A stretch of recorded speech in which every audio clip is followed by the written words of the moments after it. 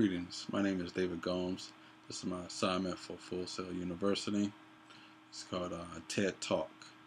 The presenter that I researched, his name is Markham Nolan. His topic was how to separate fact and fiction online. Separating fact and fiction online is very difficult because Markham Nolan, Mr. Nolan, he's a journalist for Storyful.com. He's the managing editor for that website. He also presented some interesting issues on all the abundance of information that's out there on the internet. For example, with YouTube, where different people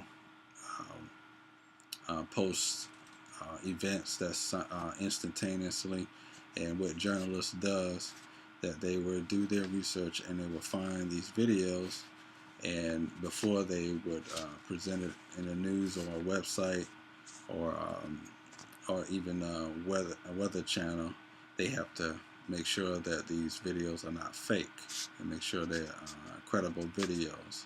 And what they do is, the journalists, they would research the name in a database using free internet tools, one of them called Spokeo, and then if they want to find a credible address, they'll use Google Maps.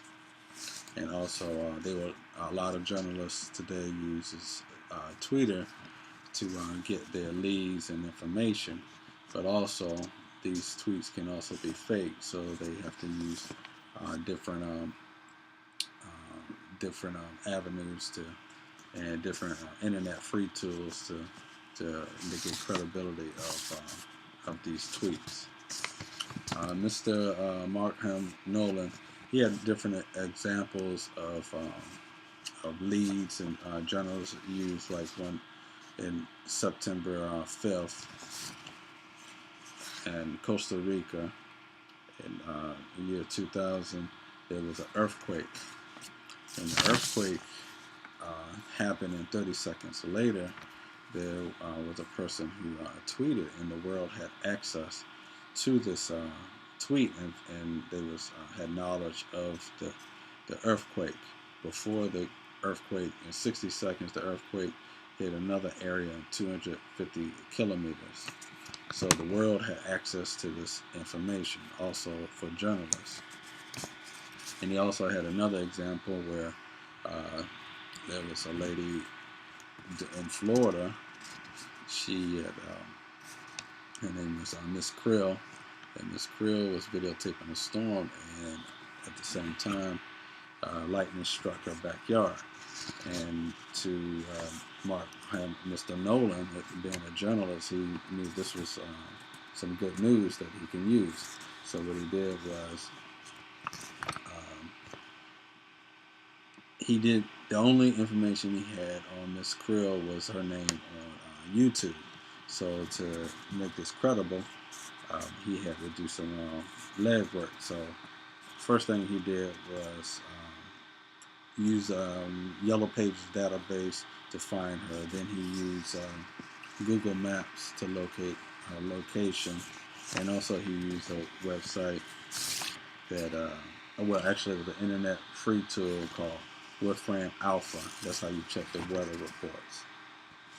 So when he used these different free tools, he was able to locate Miss Krill.